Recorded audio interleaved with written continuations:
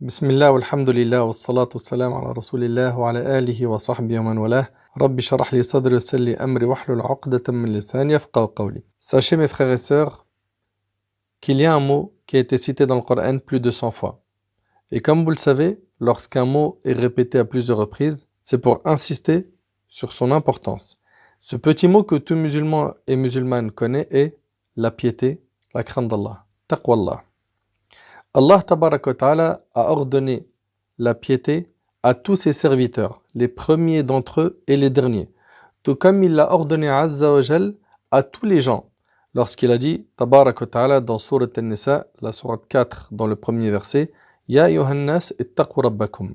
Ô âme, craignez votre Seigneur. Il a englobé par ceci l'ensemble de ses créatures. Cependant, il a également ciblé certains d'entre eux, dont notre bien-aimé Muhammad sallallahu alayhi wa sallam. Allah tabarak wa ta'ala a dit dans Surat Al-Ahzab, la Surat les coalisés, dans le premier verset, Ya ayyuhan nabi ittaqillah. Ô prophète, crains Allah. Tout comme Allah tabarak wa ta'ala a dit aux épouses du prophète sallallahu alayhi wa sallam dans Surat Al-Ahzab, les coalisés, dans le verset 55, Wattaqin Allah, et craignez Allah. Allah tabarak wa ta'ala a dit aux prophètes, leur communauté, ainsi qu'à notre communauté dans Surat An-Nisa, la Surat 4, verset 131, وَلَقَدْ وَصَّيْنَا الَّذِينَ أُوتُوا الْكِتَابَ مِنْ قَبْلِكُمْ وَإِيَّاكُمْ أَنِ اتَّقُوا اللَّهَ. Craignez Allah, voilà ce que nous avons enjoint à ceux auxquels avant vous le livre fut donné, tout comme à vous-même. Tout comme Allah tabarak wa ta'ala a ciblé les doués d'intelligence. Dans Surat Al-Baqarah, Surat 2, verset 197, Allah tabarak wa ta'ala dit Wattaquni ya ulil albab. Et craignez-moi, ô doués d'intelligence. Notre prophète sallallahu alayhi wa sallam a fait cette recommandation de craindre Allah dans plusieurs occasions. C'était sa recommandation à la fin de sa vie, comme dans le hadith de l'Irbad ibn Sariya radiyallahu anhu, lorsqu'il a dit alayhi salatu wassalam, Usikum bi taqwallah, je vous recommande de craindre Allah wa sam'i wa ta'a, d'écouter et d'obéir. Le hadith il est rapporté par Abu Daoud et At-Tirmidhi. Et c'était aussi sa recommandation à celui qui lui a demandé conseil. Il lui a dit, je te recommande de craindre Allah, rapporté par At-Tirmidhi. Et vous connaissez tous ce hadith d'Abu Dharr et Mu'adh ibn Jabal radiyallahu anhuma, où le prophète sallallahu alayhi wa sallam a dit, Ittaqillah haythumma kunt, crains Allah où que tu sois. Fais suivre la mauvaise action d'une bonne, celle-ci l'effacera. Et comporte-toi avec qui? Avec les gens de la meilleure façon. Et c'est rapporté par Tirmidhi. C'est donc la meilleure chose que le musulman puisse recommander à son frère. Quand quelqu'un part en voyage ou quand quelqu'un te demande un conseil, dis-lui je te recommande de craindre Allah. Crains Allah. Sois pieux. Mais la question qui s'impose, mon frère ainsi que toi, ma sœur, la question qui s'impose, c'est que signifie at-taqwa? Que signifie la piété?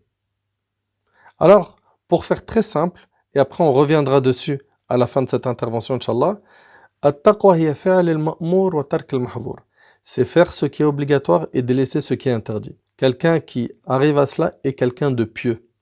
C'est quelqu'un qui craint Allah.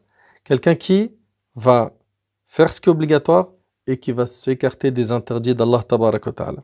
Le mot piété englobe tout ce que l'islam contient comme croyance, adoration et comportement. Et par conséquent, ce petit mot regroupe l'ensemble de la religion. Et parmi les choses qui montrent l'importance de la piété, c'est qu'Allah tabarak wa ta'ala en a fait une condition afin que les actions soient acceptées. Subhanallah. Subhanallah. C'est pour cela que lorsqu'un mendiant est venu voir Abdullah ibn Umar ibn Khattab radiyallahu anhuma, ce dernier a dit à son fils, donne-lui un dinar. Et lorsqu'il s'en alla, son fils lui a dit qu'Allah accepte de ta part, ô mon père. Il a fait une aumône, il lui a fait une invocation pour qu'Allah subhanahu wa ta'ala accepte son aumône. Et là, regardez ce qu'Abdullah ibn Umar va dire, cet homme très intelligent, cet homme qui connaît bien sa religion. Méditez bien sur ses propos.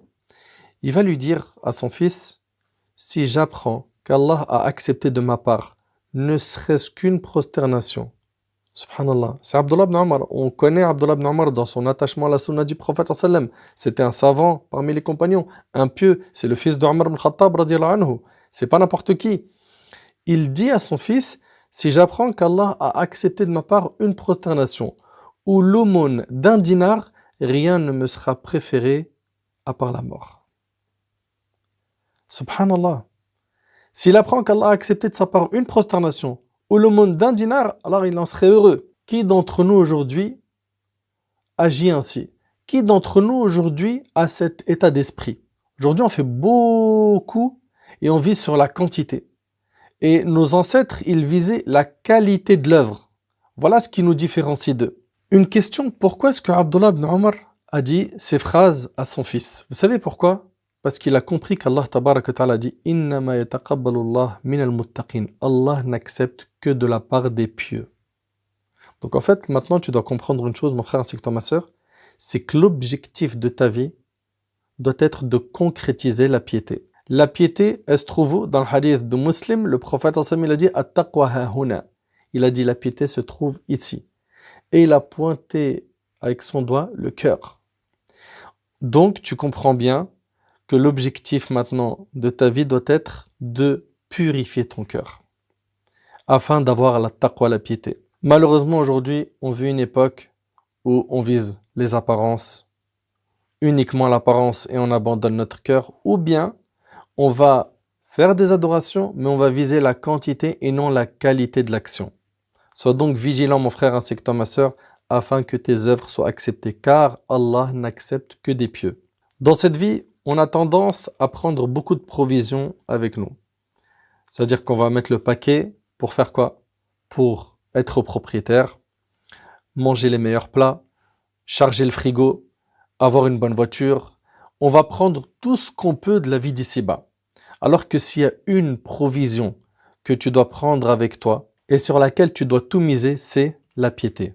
Allah tabaraka wa ta'ala dans Surat al-Baqarah a dit, et écoutez attentivement s'il vous plaît ce qu'Allah Azza wa Jalla a dit.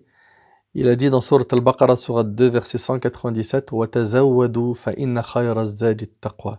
Et prenez vos provisions. Mais vraiment, la meilleure provision est la piété. La meilleure chose que tu pourrais prendre avec toi en quittant ce monde, c'est la piété. Celui qui a peur pour sa vie et pour sa mort, qu'il craigne Allah. Car c'est la seule vraie assurance. C'est la seule vraie assurance. Allah tabaraka wa ta'ala dit dans Surat al-Talaq, Surat 65, versets 2 et 3, وَمَن يَتَّقِ اللَّهِ يَجْعَلْ لَهُ مَخْرَجًا وَيَرْزُقْهُ مِنْ حَيْثُ لَا يَحْتَسِبُ. Et quiconque craint Allah, il lui donnera une issue favorable et lui accordera ses dons par des moyens sur lesquels il ne comptait pas. Tu as peur pour tes enfants? Tu as peur pour tes petits-enfants? Regarde ce qu'Allah tabaraka wa ta'ala dit dans Surat An-Nisa, Surat 4, verset 9. وَلْيَخْشَى الَّذِينَ لَوْ تَرَكُوا مِنْ خَلْفِهِمْ ذُرِّيَّةً ضِعَافًا خَافُوا عَلَيْهِمْ فَلْيَتَّقُوا اللَّهَ وَلْيَقُولُوا قَوْلًا سَدِيدًا. Que la crainte saisisse ceux qui laisseraient après eux une descendance faible et qui seraient inquiets à leur sujet. Vous avez peur pour vos enfants? Vous avez peur de mourir et de les laisser? Vous voulez leur garantir un bon avenir? Craignez Allah. Allah subhanahu wa ta'ala il dit qu'ils redoutent donc Allah et qu'ils prononcent des paroles justes. Taqwa Allah, la piété, la crainte d'Allah. On a un exemple concret du fruit de la piété des parents dans Surat Al-Kahf, Surat 18, verset 82. Allah tabaraka wa ta'ala il nous dit وَأَمَّا الْجِدَارُ فَكَانَ لِغُلَامَيْنِ يَتِيمَيْنِ فِي الْمَدِينَةِ وَكَانَ تَحْتَهُ كَنْزٌ لَهُمَا وَكَانَ أَبُوهُمَا صَالِحًا فأراد ربك أن يبلغ أشدهما ويستخرج كنزهما رحمة من ربك. Et quant au mur, il appartenait à deux garçons orphelins de la ville. Et il y avait dessous un trésor à eux. Et leur père était un homme vertueux. Ton Seigneur a donc voulu que tous deux atteignent leur maturité et qu'ils extraient eux-mêmes leur trésor par une miséricorde de ton Seigneur. Qu'est-ce qui a fait que ces enfants ont pu jouir de ce trésor? C'était que le père était pieux. Allah leur a accordé un trésor. Par quoi? Par la piété du père. Leur père était un homme vertueux. La crainte d'Allah, c'est mettre un mur entre toi et le châtiment d'Allah. Crains Allah subhanahu wa ta'ala où que tu sois. Où que tu sois. Après, je te rassure, mon frère ainsi que toi, ma sœur, on fait tous des péchés. Tu me vois habillé avec un qamis blanc, avec la barbe. Certains se disent, lui, qu'est-ce qu'il est pieux, qu'est-ce qu'il est proche d'Allah. J'entends des fois des paroles similaires. Alors, on est tous dans le même bateau. D'accord? On est tous dans le même bateau, le bateau des pécheurs. Et Allah, tabaraka wa ta'ala, par sa miséricorde et sa grâce, il couvre les fautes. Et on se doit de garder en tête que peu importe les péchés qu'on a commis, Allah tabaraka wa ta'ala est pardonneur et miséricordieux. Allah Azza wa Jal pardonne à ceux qui demandent le pardon. Dans le hadith d'Abi Huraira qui est rapporté par l'imam Muslim, le prophète sallallahu alayhi wa sallam a dit: par celui qui détient mon âme dans sa main, si vous ne faisiez pas de péché, Allah vous emporterait et amènerait d'autres que vous pour qu'ils fassent des péchés et pour qu'ils prient Allah exalté de les absoudre, et il les absoudrait. Ce hadith n'encourage pas à faire des péchés, mais il parle de l'état des gens. On est tous des pécheurs, tous dans le même sac. Il faut que tu gardes espoir en Allah tabaraka wa ta'ala. Et rappelle-toi le hadith de Anas radiyallahu anhu qui est rapporté par l'imam al-Tirmidhi, où le prophète alayhi salatu wasalam dit qu'Allah subhanahu wa ta'ala dit au fils d'Adam: tant que tu m'invoques et que tu espères en moi. Deux choses: invoque Allah et espère en Allah. Tant que tu m'invoques et que tu espères en moi, je t'absoudrai ce qui s'est produit de toi sans me soucier du nombre de tes péchés. Ô fils d'Adam, si tes péchés atteignent les nuages du ciel et que tu me demandes pardon, je te pardonnerai sans me soucier du nombre de tes péchés. Ô fils d'Adam, si tu viens à moi avec la contenance de la terre comme péché et que tu me rencontres sans rien m'associer, je t'apporterai sa contenance en absolution. Subhanallah, t'imagines un petit peu? C'est-à-dire qu'Allah tabaraka wa ta'ala, il est miséricordieux. Aujourd'hui, on va dire qu'un tel a réussi sa vie, un tel cartonne. Pourquoi? Parce qu'il a beaucoup d'argent, parce qu'il occupe tel poste, parce qu'il a tel passeport, parce qu'il est de telle origine. On va en fait miser, je vous le dis, je le répète, sur le matériel. Et avec le matériel, certains leurs critères pour évaluer les gens, c'est quoi? C'est le matériel. Allah tabaraka wa ta'ala n'évaluera pas les gens par le matériel, mais par la piété. Allah Azza wa Jal nous dit: Inna akramakum indallah atqakum, inna Allah alimun khabir. Le plus noble d'entre vous auprès d'Allah est le plus pieux. C'est dans Surat al-Hujurat, Surat 49, verset 13.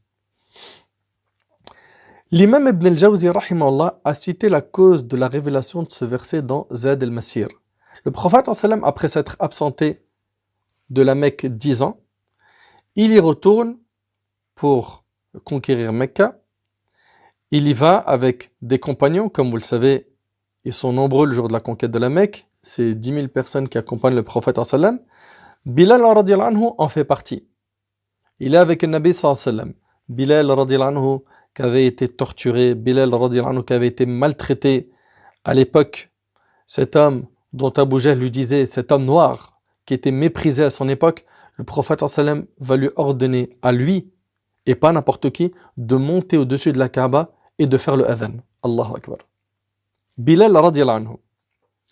Pourquoi au-dessus de la Kaaba? Pour que les kuffars qui prétendent que Bilal est un moins que rien, parce que c'est un noir, sachent qu'il a une valeur énorme auprès d'Allah et que c'est le seul qui montera au-dessus de la Kaaba. Il fit donc le adhan à ce moment et il y avait 3 personnes présentes, dont Abu Sufyan qui venait de se convertir et 2 personnes qui faisaient partie des kuffars. Il y avait Al-Harith ibn Hisham et Attab ibn Usayd.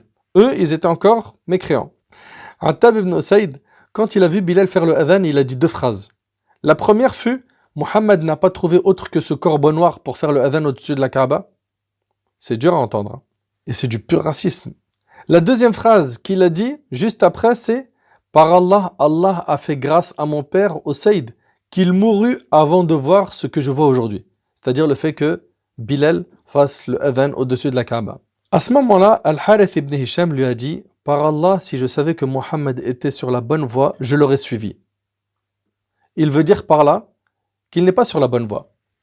Le troisième, qui est Abu Sufyan, qui venait juste de se convertir à l'islam depuis quelque temps, depuis quelques heures, il a dit: quant à moi, je ne dirai aucun mot de peur que si je parle, les pierres partent rapporter ce que je dis au prophète sallallahu alayhi wa sallam. Pendant que les 3 hommes étaient debout seuls, le prophète sallallahu alayhi wa sallam vint les voir et leur a dit: je sais que tu as dit telle et telle chose au Attab. Et toi, Al-Harith, je sais que tu as dit telle et telle chose. Ainsi que toi, Abu Sufyan, je sais ce que tu as dit. Attab a donc dit: par Allah, celui qui t'a informé n'est autre qu'Allah. Et il a dit: Ashhadu an la ilaha illallah wa ashhadu anna Muhammadan rasulullah. Et il s'est converti ce jour-là. Et c'est à cet instant précis qu'Allah Azza wa Jal révéla ce verset: le plus noble d'entre vous auprès d'Allah, c'est le plus pieux. Nous, on a de la valeur auprès d'Allah par notre piété, pas par notre couleur de peau, pas par notre rang social, pas par notre âge, pas par notre proximité aux gens qui ont de l'argent, aux gens du pouvoir, etc. Le plus noble d'entre vous auprès d'Allah est qui? Est le plus pieux. Allah tabaraka wa ta'ala ici donne une grande leçon à l'humanité à travers ce verset. Et regardez ce que le prophète sallallahu alayhi wa sallam a dit dans le hadith de Jabr radiallahu anhu. Le prophète sallallahu alayhi wa sallam a dit aux gens, sachez que votre Seigneur est unique et que votre Père est unique. Notre Père c'est Adam alayhi salam. Sachez qu'il n'y a aucune différence entre un arabe et un non-arabe. Il n'y a pas de différence non plus entre un blanc et un noir, si ce n'est par la piété. Le plus noble d'entre vous auprès d'Allah est le plus pieux, rapporté par l'imam al-Bayhaqi. Donc ta valeur auprès d'Allah est proportionnelle à ta crainte envers lui. À ta crainte envers lui. Ton entrée au paradis sera accordée par quoi? Par taqwa Allah tabaraka wa ta'ala. Bien sûr, après la miséricorde divine. Taqwa Allah, la crainte d'Allah, c'est ce qui t'aidera à te faire pardonner tes péchés. La chose la plus importante en islam, c'est le cœur. Allah Azzawajal ne regarde pas les corps. Lui, il est musclé, lui, il est maigre, lui, il s'habille bien, lui, il n'a pas d'argent pour bien s'habiller, etc. Non, non, non, non, non. Essaye d'imaginer quelqu'un qui achète un lustre. Un lustre à 10 000 euros. Il rentre chez lui, il prend le lustre, il le met à sa place, et qu'est-ce qu'il fait du carton? Le carton, il le prend, il le jette à la poubelle. On est d'accord ou pas? On est bien d'accord. Très bien. Eh bien, ton cœur, c'est le lustre. Et ton corps, c'est le carton. Ton corps, c'est le carton. Tu es en train de mettre le paquet sur le corps. Et finalement, tu mets le paquet sur un carton. Arrête de miser dessus. Toute la journée, ils sont en train d'exposer leur corps sur Insta. Ils sont en train de faire des défilés de mode sur Insta. Avec quoi? Leur physique. Et c'est de cette manière que pour eux, ils sentent qu'ils ont joué un rôle sur Terre. Vous êtes en train de miser sur le carton. Pourquoi vous ne visez pas le lustre? Visez le lustre, soyez intelligent. Tu seras interrogé sur ce qu'il y avait dans ton cœur. Sur Terre, le cœur est l'endroit où il y a les intentions. Et dans l'au-delà, c'est lui qui sera jugé. Allah tabaraka wa ta'ala, lorsqu'il a fait l'éloge du prophète Ibrahim alayhi salatu wassalam, il a dit dans Surat As-Safat, Surat 37, verset 84, quand il vint à son Seigneur avec un cœur saint. Il est venu auprès d'Allah avec un cœur saint. Qui? Le prophète Ibrahim alayhi salatu wassalam. Et Allah tabaraka wa ta'ala a dit sur le jour du jugement, dans Surat Ash-Shu'ara, Surat 26, versets 88 et 89, يَوْمَ لَا يَنْفَعُ مَالٌ وَلَا بَنُونَ إِلَّا مَنْ أَتَى اللَّهَ بِقَلْبٍ سَلِيمٍ. Le jour où ni les biens, ni les enfants ne seront d'aucune utilité, sauf celui qui vient à Allah avec un cœur saint. Pour craindre Allah, il faut un vrai cœur. C'est pour ça que le prophète, dans le hadith de Nu'man ibn Bashir, anhu, qui est rapporté par Bukhari et Muslim, il a dit, il y a dans le corps un morceau de chair, s'il est bon, tout le reste du corps est bon. Et s'il est mauvais, tout le reste du corps est mauvais. Ce morceau de chair, c'est le cœur. Ce morceau de chair, c'est le cœur. Il faut miser sur le cœur. Et attention, beaucoup de gens peuvent comprendre, donc il faut miser sur le cœur. D'accord, je vais faire un travail sur le cœur et j'abandonne les bonnes actions. Ça n'a aucun sens. Car des fois, tu parles avec quelqu'un qui ne prie pas, il te dit, moi j'ai un bon cœur. Et puis l'imam sur le net, il avait dit, le cœur. Très bien. Le prophète sallallahu alayhi wa sallam a dit dans le hadith d'Abi Hurayra rapporté par Muslim, qu'Allah regarde nos cœurs et nos actes. Et puis si ton cœur est réellement propre, comme tu le dis, qu'est-ce qui t'empêche d'adorer Allah subhanahu wa ta'ala? Qu'est-ce qui t'empêche de le faire? Et j'ai une question à te poser. Est-ce que tu as déjà fait des du'as pour qu'Allah tabaraka wa ta'ala t'accorde un cœur pur, un cœur comme ceux des compagnons? Comme celui d'Abu Bakr par exemple, radiallahu anhu. Cet homme qui était très sensible. D'ailleurs, quand il a remplacé le prophète sallallahu alayhi wa sallam dans sa maladie de mort, qu'est-ce qu'il a été rapporté? Il a été rapporté par Aïcha radiallahu anha, qui est l'épouse du prophète sallallahu alayhi wa sallam, en même temps la fille d'Abu Bakr, que Abu Bakr, quand il prie, quand il dirige la prière, il pleure tellement qu'on ne sait pas qu'est-ce qu'il récite. Vous imaginez? Sache que celui qui a un vrai cœur ressent le bonheur dans l'adoration. Il ressent le bonheur quand il est en train de faire la prière. Beaucoup d'entre nous ont le cœur rempli de la vie d'ici-bas. Moi, j'aimerais qu'aujourd'hui on fasse un clic droit et on vide la corbeille. La corbeille du cœur qui est blindée de projets dans la vie d'ici-bas. Il n'y a que ça. J'ai pas dit qu'on n'a pas le droit d'avoir de projets. J'ai pas dit qu'on n'a pas le droit de se projeter. J'ai pas dit qu'on n'a pas le droit de monter un business, une affaire, être auto-entrepreneur. Mais le problème, c'est que dans notre cœur, malheureusement, il y a quasiment que ça. Je ne généralise pas, mais un grand nombre d'entre nous se reconnaissent. Et je n'ai pas dit non plus qu'on n'a pas le droit d'aimer nos proches, les membres de notre famille. Non. Tu aimes ta mère, tu aimes ta femme, tu aimes tes enfants. Ça, c'est normal et c'est naturel. Et tu les aimes pour Allah subhanahu wa ta'ala. La crainte d'Allah. La crainte d'Allah. Le prophète alayhi salatu wassalam, a dit, certes, Allah ne regarde pas vos corps ni vos images, mais il regarde vos cœurs et vos actes. Je vous le rappelle, il ne regarde pas nos corps ni nos images, mais nos cœurs et nos actes. Ton cœur, s'il est propre, tu vivras heureux sur terre. Tu vivras heureux dans ta tombe, tu seras bien accueilli dans ta tombe. Et tu seras heureux et en sécurité le jour du jugement. Dans le cas contraire, ça sera malheur sur terre, malheur dans la tombe et malheur dans l'au-delà. Wal'iyadhu billah.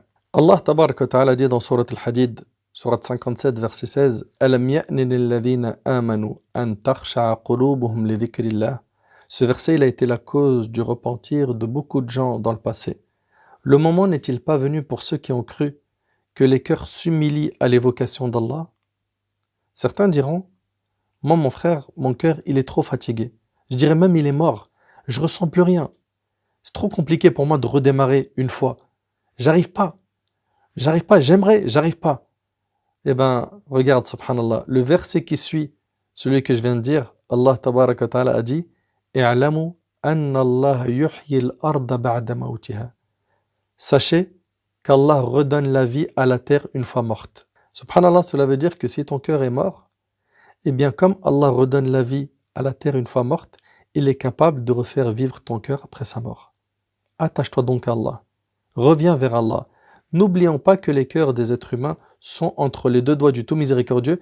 Il les change d'état comme il le veut Azza wa Jal. Le prophète sallam encourageait toujours les croyants à profiter de tout instant dans l'adoration d'Allah subhanahu wa ta'ala. Car Allah subhanahu wa ta'ala te jugera le jour du jugement alors que tu es seul. Allah tabaraka wa ta'ala nous dit dans Surat Maryam, Surat 19, verset 95, Wa kulluhum atihi yawm al-qiyamati farda. Et au jour de la résurrection, chacun d'entre eux se rendra seul auprès de lui. Et Allah tabaraka wa ta'ala nous dit dans Surat Al-Isra, Surat 17, verset 13 à 15, وَكُلَّ إِنسَانٍ أَلْزَمْنَاهُ طَائِرَهُ فِي عُنُقِهِ وَنُخْرِجُ لَهُ يَوْمَ الْقِيَامَةِ كِتَابًا يَلْقَاهُ مَنْشُورًا اقْرَأْ كِتَابَكَ كَفَى بِنَفْسِكَ الْيَوْمَ عَلَيْكَ حَسِيبًا مَنِ اهْتَدَى فَإِنَّمَا يَهْتَدِي لِنَفْسِهِ وَمَنْ ضَلَّ فَإِنَّمَا يَضِلُّ عَلَيْهَا وَلَا تَزِرُ وَازِرَةٌ وِزْرَ أُخْرَى. Et au cou de chaque homme, nous avons attaché son œuvre. Et au jour de la résurrection, nous lui sortirons un écrit qu'il trouvera déroulé. Lis ton écrit, subhanallah. Lis cet écrit. Cet écrit que tu as toi-même écrit de tes propres actes. En faisant le bien et en faisant le mal, tu as rempli ton registre. Lis ton écrit aujourd'hui, tu te suffis d'être ton propre comptable. Quiconque prend le droit chemin ne le prend que pour lui-même. Et quiconque s'égare ne s'égare qu'à son propre détriment, et nul ne portera le fardeau d'autrui. Subhanallah. On ne châtiera personne pour le péché de quelqu'un d'autre, sauf si c'est quelqu'un de responsable. Selon Abdullah ibn Umar, le prophète a dit « Chacun de vous est un berger et il est responsable de son troupeau » et c'est rapporté par Ahmed. Ici, dans le hadith d'Abdullah ibn Umar, le prophète nous rappelle que nous sommes des bergers et nous sommes responsables de qui? De ceux qui sont à notre charge. Donc toi qui as une famille, toi qui as des enfants, toi qui as une épouse, sache que tu es responsable. Allah tabaraka wa ta'ala dit Ya ayyuhalladhina amanu qu anfusakum wa ahlikum nara wa quduha an-nas wal hijara. Dans Surat Al-Tahrim, Surat 66, verset 6, ô vous qui avez cru, préservez vos personnes et vos familles d'un feu dont le combustible sera les gens et les pierres. Malheureusement, aujourd'hui, beaucoup de gens n'accordent plus de temps à la religion. Ils n'accordent plus de temps aux adorations. On perd beaucoup de temps. Le prophète alayhi salatu wassalam, a dit il y a deux bienfaits que beaucoup de gens n'apprécient pas à leur juste valeur, la santé et le loisir apporté par le Bukhari selon Ibn Abbas. Le prophète sallam précise que rien ne te sera bénéfique autre que tes actions. Selon Anas radiyallahu anhu, le prophète sallam, il dit trois choses accompagnent le mort à sa tombe: sa famille, ses biens, son argent et son œuvre.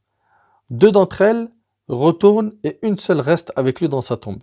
Sa famille et sa fortune retournent et son œuvre reste avec lui et c'est rapporté par Bukhari et Muslim.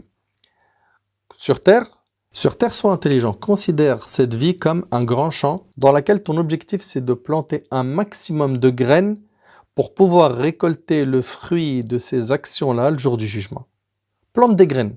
Plante des graines par le dhikr, par la lecture du Coran, par le fait de te motiver à faire plus d'efforts dans les prières, par le fait également de faire des aumônes, de t'investir dans une noble action. Soit de cela. Inutile de nous attacher à ce bas monde car tôt ou tard on va le quitter et on prendra seulement avec nous ce qui a été bénéfique, c'est-à-dire les bonnes actions. Al-Hassan rahimallah disait quiconque te concurrence dans la religion, concurrence-le. Et quiconque te concurrence dans ce bas monde, laisse-le lui. Laisse-lui le bas monde. Regarde la grosse voiture que j'ai achetée, t'as vu mes baskets, laisse-lui. Toi, cible ceux qui te concurrencent dans quoi? L'apprentissage du Coran, l'apprentissage de la sunna du prophète sallam, l'apprentissage de la langue arabe, ceux qui veulent faire beaucoup plus d'efforts dans les adorations, etc., etc. Ceux-là, concurrence-les. Les autres, laisse-les. Les compagnons, radiallahu anhum, eux, étaient tout le temps en concurrence. Radiallahu anhum ajma'in. Médite sur Abu Bakr, radiallahu anhum. Regardez, à force d'avoir entendu parler du paradis et de l'enfer, comment est-ce que les compagnons étaient efficaces dans l'accomplissement du bien. Abu Hurayra, radiallahu anhu, il rapporte que le prophète sallam a dit qui d'entre vous a débuté sa journée en jeûne? Abu Bakr dit moi.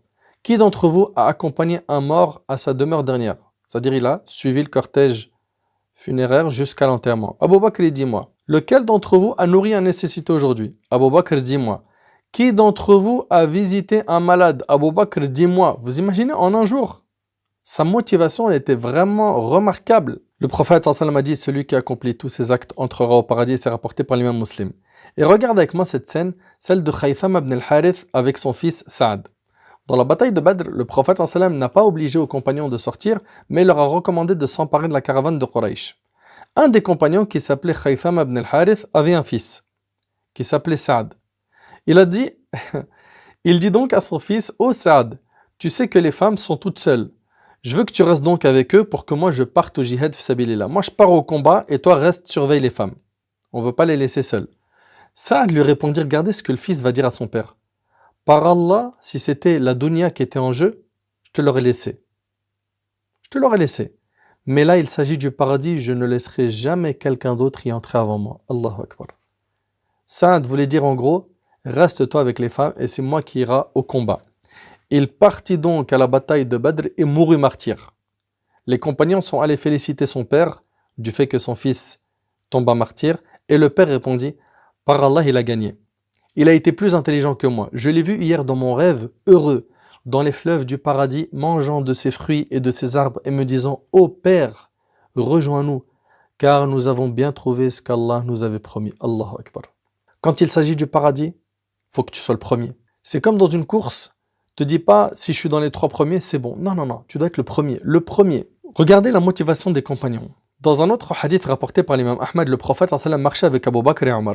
Il passe devant la maison de Abdullah ibn Mas'ud, ce noble compagnon. Et ce moment-là, c'était le dernier tiers de la nuit. Ils l'ont vu en train de faire Qiyamul Layl. Ça, c'est l'état du croyant. Il prie la nuit. Et subhanallah, vous savez très bien que dernier tiers de la nuit, Allah tabaraka wa ta'ala descend au ciel de ce monde et il dit Azza wa Jal, je suis le roi qui m'adresse des demandes afin que je les exauce, qui me demande pour que je lui donne, qui me demande pardon pour que je lui pardonne. Et il reste ainsi jusqu'à la lumière de l'aube. C'est rapporté par Bukhari et Muslim et cette version c'est celle de Muslim selon Abu Hurayra radiyallahu anhu. Donc je reviens à notre histoire. Abu Bakr et Omar ils sont avec le prophète sallam et ils passent devant la maison d'Abdullah ibn Mas'ud qui dans une version est en train de réciter Surat An-Nisa, la sourate 4. Quand il finit sa prière et avant de faire le salam, le prophète sallam dit à ses 2 compagnons, celui qui désire entendre le Coran comme il fut révélé dans sa fraîcheur, qu'il l'entende de la bouche d'Ibn Abd. Ibn Abd, c'est Ibn Mas'ud. Abdullah ibn Mas'ud ne savait pas qu'ils étaient dehors. Après sa prière, il a invoqué Allah subhanahu wa ta'ala. Après sa prière, il invoqua Allah azza wa jal, puis le prophète sallam a dit « Sal tu'ta, demande, il te sera accordé ce que tu veux. » Donc tout ce qu'Abdullah ibn Mas'ud va faire comme invocation sera exaucé par Allah subhanahu wa ta'ala. Abdullah ibn Mas'ud a invoqué Allah par 3 invocations que j'aimerais qu'on les apprenne. Il a dit « Oh Allah, accorde-moi une foi inébranlable. Allahumma inni as'aluka imanan la yartad. » Son plus grand objectif c'est quoi? C'est de rester guidé sur la bonne voie. Et ensuite, il a dit « et un bonheur qui ne s'épuise pas ». وَنَعِيمًا لَا يَنْفَدْ.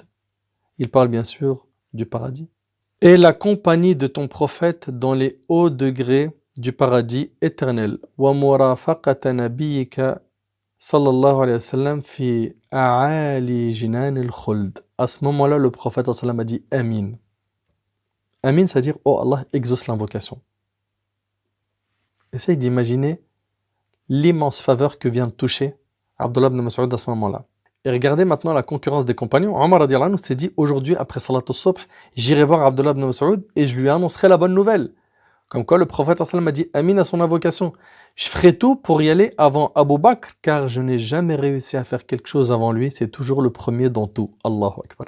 Après la prière de Subh avec le prophète sallallahu alayhi wa sallam, Omar radiallahu anhu prit un raccourci en se précipitant vers Ibn Mas'ud. Arrivé chez Ibn Mas'ud, il trouve Abu Bakr qui sort de chez lui. Il lui avait déjà annoncé la bonne nouvelle. Omar a dit je ne réussirai jamais à faire quelque chose de bien avant toi, ô Abu Bakr. Est-ce que vous voyez la concurrence qu'il y avait entre les compagnons? Mais il va falloir à un moment se réveiller un petit peu. Regardez les objectifs qu'avaient nos pieux prédécesseurs, regardez ce qu'ils visaient, regardez comment ils étaient très motivés et comment ils tiraient les gens vers le haut. Et aujourd'hui, comment nous, on tire les gens vers le bas, vers le péché, vers la médiocrité. À un moment donné, il va falloir se poser des questions. Surtout toi qui es influenceur, surtout toi qui es suivi, surtout toi qui as de l'audience, surtout toi qui cherches à avoir de l'audience. Tu veux que les gens te suivent, pourquoi? La beauté de ta coupe? Ah, parce que tu es musclé. Tu vas beaucoup à la salle de sport, donc il faut que tu montres les tablettes de chocolat. C'est n'importe quoi tout ça. Ça vaut zéro. Ça vaut zéro. Ce que tu dois cibler, c'est le lavage du cœur. Et que tu essayes d'aider les gens à laver leur cœur. Dans un hadith rapporté par l'imam Muslim, quand le verset où Allah subhanahu wa ta'ala dans Surat al-Shu'ara, Surat 26, verset 214 a été révélé, où Allah tabaraka wa ta'ala dit وَأَنذِرْ عَشِيرَتَكَ الْأَقْرَبِينَ et avertis les gens qui te sont les plus proches. Le prophète sallam ayant peur pour sa famille, sa femme et ses enfants, sa communauté, du châtiment de l'enfer, il monta sur le mont As-Safa et dit Ya Bani Fihr, Ya Bani Abd Manaf, Ya Bani Abd Shams, Ya Bani Abd al-Muttalib, Ya Bani Hashim. Quand ils se sont tous regroupés, il leur a dit une seule phrase. Sauvez-vous de l'enfer, car je vous serai d'aucune utilité le jour dernier. Puis il a particulièrement parlé à la prunelle de ses yeux, Fatima, radiallahu anha, sa fille.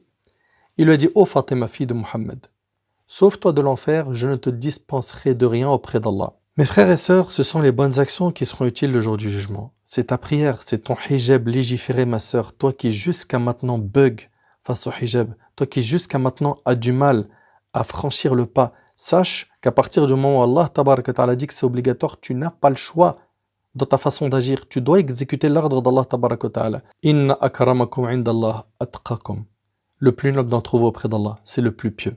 Un point très important, on doit se mettre d'accord dessus, on ne rentre pas au paradis par nos bonnes actions, mais par la miséricorde d'Allah. Qu'aucun de vous ne croit qu'on entrera au paradis grâce à nos bonnes actions. Le prophète, alayhi salatu wassalam, dans le hadith d'Abi Hurayra, a dit « Rapprochez-vous de la perfection, rectifiez continuellement votre conduite et sachez que nul d'entre vous ne devra son salut à ses seules œuvres. » Qui dit ça? C'est le prophète, sallam. On dit « Pas même toi, au messager d'Allah ?» Il dit « Pas même moi, à moins qu'Allah ne me couvre du voile de sa miséricorde et de sa générosité rapportée par Muslim. » Qu'est-ce que tu en penses? Ce qu'on voit ici, c'est que on rentrera au paradis par la miséricorde d'Allah. Peut-être que certains parmi vous diront pourquoi Allah subhanahu wa ta'ala dit dans le Coran, dans Surat An-Nahl, Surat 16, verset 32, Udkhulul jannah bima kuntum ta'maloun. Entrez au paradis pour ce que vous faisiez. Ce verset veut dire entrez au paradis car vous avez fait des bonnes actions. Vous avez fait les causes. Comprends que tes bonnes actions ne valent pas ou ne sont pas égales à ton entrée au paradis. Car si Allah tabaraka ta'ala te juge sur un seul de ses bienfaits, il se pourrait que ce bienfait-là dépasse toutes tes hasanat. En résumé, on ne rentrera pas au paradis avec nos bonnes actions, mais qu'avec la miséricorde d'Allah subhanahu wa ta'ala. Et les actions sont une cause qu'il nous incombe de faire. Et sache que personne ne t'aidera le jour du jugement. C'est chacun pour soi. Regardez, l'oncle du prophète sallallahu alayhi wa sallam. C'était un bouclier pour le prophète sallam pendant qu'il était vivant. Et Quraysh ne pouvait rien faire tant que le prophète sallallahu alayhi wa sallam était sous la protection de son oncle. Ils avaient du mal avec le prophète sallallahu alayhi wa sallam parce qu'il était protégé par son oncle. Il le défendait. Il le défendait. Et malgré que ce soit son oncle, il est en enfer. C'est chacun pour soi. Dans le hadith rapporté par Bukhari Muslim, le prophète sallallahu alayhi wa sallam n'a pas lâché son oncle jusqu'à son agonie. Il l'incitait à se convertir à l'islam, mais il ne voulait pas. Il a refusé cela et il est mort kafir. D'ailleurs, le prophète sallallahu alayhi wa sallam a voulu demander pardon à Allah subhanahu wa ta'ala pour son oncle et Allah subhanahu wa ta'ala lui a interdit de demander pardon pour quelqu'un qui est mort kafir. Sachez-le, je le dis et je le répète, que c'est chacun pour soi. Et que tu peux être le plus pieux des pieux. Allah tabaraka wa ta'ala peut t'éprouver. Par quoi? Par le fait qu'un membre de ta famille dévie. Par le fait qu'un membre de ta famille ne soit plus dans la religion. Toi, ta mission, ça sera de continuer. De continuer à l'appeler Allah, comme le prophète sallallahu alayhi wa sallam l'a fait avec qui? Avec Abu Talib. Comme le prophète Ibrahim a fait avec son père Azar. Comme le prophète Nuh a fait avec son épouse. Comme le prophète Nuh a fait aussi avec son fils, qui sont morts mécréants. On a aussi l'exemple de qui? De Assia. Assia, la femme de Pharaon, cette femme exceptionnelle. Cette femme qui a cru en Moussa alayhi salam, qui s'est soumise à Allah subhanahu wa ta'ala et qui a été torturée par son mari, Pharaon. Allah tabaraka wa ta'ala parle dans Surat al-Tahrim de cette femme quand il dit Azza wa Jal dans la Surat 66 verset 11 وَضَرَبَ اللَّهُ مَثَلًا لِلَّذِينَ آمَنُوا امْرَأَةَ فِرْعَوْنَ إِذْ قَالَتْ رَبِّ ابْنِ لِي عِندَكَ بَيْتًا فِي الْجَنَّةِ وَنَجِّنِي مِنْ فِرْعَوْنَ وَعَمَلِهِ وَنَجِّنِي مِنَ الْقَوْمِ الظَّالِمِينَ. Et Allah a cité en parabole un exemple pour ceux qui croient, la femme de Pharaon. Quand elle dit Seigneur, construis-moi auprès de toi une maison dans le paradis et sauve-moi de Pharaon et de son œuvre et sauve-moi des gens injustes. Quand ils étaient au point de tuer Assia, elle sourit. Abu Huraira a dit Allah lui a montré sa maison au paradis, elle sourit et elle mourut avant qu'elle soit tuée par Pharaon et ses hommes. Comprenez bien mes frères et sœurs que personne ne pourra nous être utile le jour du jugement. Depuis tout à l'heure, on est en train de parler de la crainte d'Allah subhanahu wa ta'ala. Passons maintenant à la conclusion. Quels sont les bienfaits de la crainte d'Allah? On va voir 8 points. 1. Par la crainte d'Allah, nos bonnes actions sont acceptées. Allah Azza wa Jalla a dit Innama yataqabbalu Allah min al-muttaqil. Allah n'accepte que de la part des pieux. Et rappelez-vous le hadith de Abdullah ibn Omar, quand il avait fait l'aumône d'un dinar et que son fils lui a dit qu'Allah accepte de ta part. 2. La crainte d'Allah résout les problèmes. Allah Azza wa Jalla a dit dans Surat Al-Talaq, Surat 65, verset 4 وَمَن يَتَّقِ اللَّهِ يَجْعَلْ لَهُ مِنْ أَمْرِهِ يُسْرًا. Quiconque craint Allah, cependant, il lui facilite les choses. Donc si tu vois que dans ta vie tout ne va pas, tes problèmes ne se règlent pas, sache que tu as besoin de craindre Allah subhanahu wa ta'ala. 3. La crainte d'Allah est l'un des meilleurs moyens permettant d'avoir sa subsistance. Dans Surat Al-Talaq toujours, Surat 65, versets 2 et 3, وَمَن يَتَّقِ اللَّهِ يَجْعَلْ لَهُ مَخْرَجًا وَيَرْزُقْهُ مِنْ حَيْثُ لَا يَحْتَسِبُ. Et quiconque craint Allah, il lui donnera une issue favorable et lui accordera ses dons par des moyens sur lesquels il ne comptait pas. Subhanallah. 4. La crainte d'Allah éloigne des châtiments du jour du jugement. Allah tabaraka wa ta'ala dans Surat Maryam, Surat 19, versets 71 et 72 dit وَإِن مِّنكُمْ إِلَّا وَارِدُهَا كَانَ عَلَى رَبِّكَ حَتْمًا مَقْضِيًّا ثُمَّ نُنَجِّي الَّذِينَ اتَّقَوْا وَنَذَرُ الظَّالِمِينَ فِيهَا جِثِيًّا. Il n'y a personne parmi vous qui ne passera pas par l'enfer, car il s'agit là pour ton Seigneur d'une sentence irrévocable. Ensuite, nous délivrerons ceux qui étaient pieux et nous y laisserons les injustes agenouillés. 5. La crainte d'Allah efface les péchés. Dans Surat Al-Anfal, Surat 8, verset 29, Ya ayyuhalladhina amanu, in tattaqullah yaj'al lakum furqana wa yukaffir ankum sayyi'atikum wa yaghfir lakum. Ô vous qui croyez, si vous craignez Allah, il vous accordera la faculté de discerner entre quoi? Entre le bien et le mal. Vous effacera vos méfaits et vous pardonnera. La crainte d'Allah est la cause de la multiplication des biens. Dans Surat Al-A'raf, Surat 7, verset 96, Allah tabaraka wa ta'ala nous dit وَلَوْ أَنَّ أَهْلَ الْقُرَىٰ آمَنُوا وَاتَّقَوْا لفتحنا عليهم بركات من السماء والأرض ولكن كذبوا فأخذناهم بما كانوا يكسبون. Allah Azza wa Jalla nous dit si les habitants des cités avaient cru et avaient été pieux, nous leur aurions certainement accordé des bénédictions du ciel et de la terre. Mais ils ont démenti et nous les avons donc saisis pour ce qu'ils avaient acquis. Celui qui veut que la situation dans son pays se rétablisse et que les biens redescendent sur eux, qu'ils craignent Allah. 7. La crainte d'Allah est la cause de la prédominance sur terre. 8. La crainte d'Allah est une cause qui nous permet d'entrer au paradis. Allah tabaraka wa ta'ala dans sourate Maryam, dans la sourate 19, verset 63, Allah Azza wa Jal dit تلك الجنة التي نورث من عبادنا من كان تقيا. Subhanallah. Il faut méditer sur ces versets, mes frères ainsi que vous, mes sœurs. تلك الجنة التي نورث من عبادنا من كان تقيا. Voilà le paradis dont nous ferons hériter ceux de nos serviteurs qui auront été pieux. La crainte d'Allah Azza wa Jal a plusieurs définitions. On a vu que c'est faire ce qui est obligatoire, délaisser ce qui est interdit.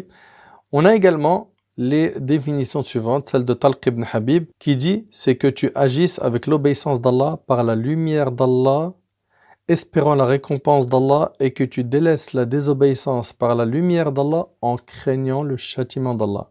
Cette définition a été appréciée par Ibn Taymiyyah rahimahullah, car elle regroupe les deux conditions de l'acceptation, qui sont la sincérité et le fait de suivre le prophète sallam. Autre définition, celle de Abdullah ibn Mas'ud radiyallahu anhu, quand il lut le verset suivant de Surat Al-Imran, le verset 102. Ya ayyuhalladhina amanu ittaqullaha haqqa tuqatih wa la tamutunna illa wa antum muslimun. Oh les croyants, craignez Allah comme il doit être craint et ne mourrez qu'en pleine soumission. Il a dit, craignez Allah comme il doit être craint veut dire qu'on lui obéit sans lui désobéir, qu'on le remercie sans être ingrat et qu'on l'évoque sans l'oublier. Et qu'on l'évoque sans l'oublier. Subhanallah, quand on aime une personne, on a envie de faire ce qui lui plaît. Faisons donc la même chose avec notre Seigneur Azza wa Jal. Tu aimes Allah subhanahu wa ta'ala, pourquoi jusqu'à maintenant tu es attaché aux relations haram? Pourquoi jusqu'à maintenant tu fumes du haram? Pourquoi est-ce que tu es attaché aux endroits et aux personnes qui éloignent d'Allah subhanahu wa ta'ala? C'est bien beau de dire j'aime Allah, mais elle est où la preuve? Est-ce que ça suffit de le dire? Est-ce que dans un couple, un homme et une femme qui se disent je t'aime toute la journée, mais dont leurs actions montrent l'inverse, est-ce que eux-mêmes ils sont convaincus qu'ils s'aiment? Et est-ce que de l'extérieur on pourra dire ils s'aiment vraiment? Alors que toute la journée ils sont en chamaillerie ou en guerre? Le fait de le dire ne suffit pas. Il faut le prouver. Et surtout garder en tête que tout ce qu'Allah a rendu obligatoire c'est un bien pour nous et tout ce qu'il nous a interdit c'est également pour notre bien. Troisième définition de la piété, celle de Ali ibn Abi Talib radiyallahu anhu, il a dit At-taqwa hiya al-khawf min al-jalil, la piété c'est la crainte d'Allah. Wal-amal bit-tanzil, la mise en pratique de ce qui a été révélé. Wal-rida bil-qalil, le fait de se satisfaire de peu. Wal-istidad li yawm ar-rahil, et la préparation au jour du départ. C'est-à-dire que tu te prépares à partir. Il incombe à tout musulman d'avoir peur d'Allah tabaraka wa ta'ala, mais pas que d'avoir peur et d'espérer en lui subhanahu wa ta'ala. Omar ibn Khattab radiyallahu anhu, c'était quelqu'un qui craignait Allah subhanahu wa ta'ala. Il n'était pas le seul, les compagnons étaient comme cela. Mais regardez, cet homme-là a tellement pleuré par crainte d'Allah que 2 traits noirs se sont tracés sur son visage. Vous imaginez un peu? Il passe à côté de quelqu'un qui priait la nuit et ce dernier était en train de réciter le verset suivant de Surat At-Tur, Surat 52, versets 7 et 8. Inna azaba rabbika lawaqi' ma lahu min dafi'. Le châtiment de ton Seigneur aura lieu inévitablement. Nul ne pourra le repousser. Omar radiyallahu anhu a dit, par Allah, ce serment qu'Allah a fait est véridique. Et il est tombé malade 1 mois. 1 mois. Les gens, ils allaient le visiter sans savoir quelle était la cause de sa maladie. Allahu Akbar. La sensibilité de leur cœur. Si réellement tu crains Allah, tu réfléchiras 1000 fois avant de faire un péché. Tu sais, mon frère, ainsi que toi, ma soeur, si tu persistes dans le péché et que tu meurs sur ce péché, c'est chaud pour toi. C'est ça le problème. C'est qu'on ne sait pas comment on va mourir. Et on sera ressuscité de la même manière dont on est mort. Tu veux te ressusciter le jour du jugement avec quoi? Un joint, de la drogue dans ta main? Tu veux te ressusciter avec une bouteille d'alcool dans la main? Tu veux te ressusciter avec un casque où tu es en train d'écouter du son? Tu veux te ressusciter de quelle manière le jour du jugement? Pose-toi la question. Ce bas monde-là en a piégé plus d'un et le prophète sallam a dit attention, ce bas monde est maudit, maudit tout ce qu'il contient, sauf quoi? Sauf l'évocation d'Allah. Et ce qui s'ensuit de même qu'un savant et un étudiant rapporté par Tirmidhi. Et dans le hadith d'Abi Huraira, le prophète sallam a dit ce bas monde est la prison du croyant et le paradis du kafir rapporté par l'imam Muslim. Et le prophète sallam a dit sois dans ce bas monde comme si tu étais un étranger ou quelqu'un de passage. Ou quelqu'un de passage, et c'est rapporté par le Bukhari. Tu es quelqu'un de passage. Et sacrifie à fond de ton temps pour te rapprocher d'Allah, tu verras que ça paye tout ça. Tu sais, le jour du jugement, le fait d'être trempé dans le paradis juste un instant, ça te fera oublier toutes les épreuves que tu as connues dans cette vie. Le prophète, il dit, le jour du jugement, on fera venir d'entre les gens de l'enfer, celui qui aura le plus joui de la vie d'ici-bas. On le plongera donc une seule fois dans le feu, et on lui dira, ô fils d'Adam, as-tu jamais connu quelque bien? As-tu jamais connu quelque opulence? Il dira, non, par Allah, ô mon Seigneur. Puis on fera venir celui des gens du paradis qui aura connu le plus d'épreuves, la vie la plus misérable dans ce bas monde. Et on le plongera une seule fois dans le paradis. Et on lui dira, ô fils d'Adam, as-tu connu une misère? As-tu connu la gêne? Il dira, non, par là, je n'ai jamais connu la misère, je n'ai jamais connu la gêne. Être trempé une fois au paradis, ça fait oublier tous les soucis que tu as connus dans cette vie. Donc, au boulot. Pense à la tombe, le jour du jugement, pense à la balance du jugement, pense au pont, le sérat qui sera dressé au-dessus de l'enfer, pense à tout ça. Un parmi les pieux prédécesseurs disait, par Allah, cela fait 40 ans que je n'ai pas prononcé une parole sans réfléchir avant de la prononcer. Al-Fudayl ibn Iyad, rahimallah, et c'est avec ça que je termine, en parlant à une personne qui était insouciante à l'adoration d'Allah, il lui a dit, quel âge as-tu? L'homme lui a dit 60 ans. Al-Fudayl le reprit en disant, Subhanallah, ça fait 60 ans que tu marches vers Allah, il est possible que tu le rencontres bientôt. L'homme lui dit, Inna lillahi wa inna ilayhi raji'un. Nous appartenons à Allah et c'est envers lui que nous retournerons. Al-Fudayl lui a dit, connais-tu le sens de cette parole? L'homme lui dit, cela signifie que j'appartiens à Allah et que je lui retournerai. Al-Fudayl lui a dit, quiconque sait qu'il appartient à Allah et qu'il retournera vers lui, qu'il sache qu'il sera debout devant Allah et qu'il sera questionné. Et quiconque sait qu'il sera questionné par Allah, qu'il prépare dès maintenant ses réponses. Qu'il prépare dès maintenant ses réponses. Faisons un petit peu le bilan avec nos actions. Revoyons un petit peu notre situation avec Allah. Implorons Allah subhanahu wa ta'ala pour qu'il nous pardonne et qu'il améliore notre situation, qu'il nous aide à nous réformer. أسأل الله سبحانه وتعالى أن ينفعني بما قلت وأن ينفعكم بما سمعتم. هذا والله أعلم. سبحانك اللهم بحمدك أشهد أن لا إله إلا أنت أستغفرك وأتوب إليك وجزاكم الله خير.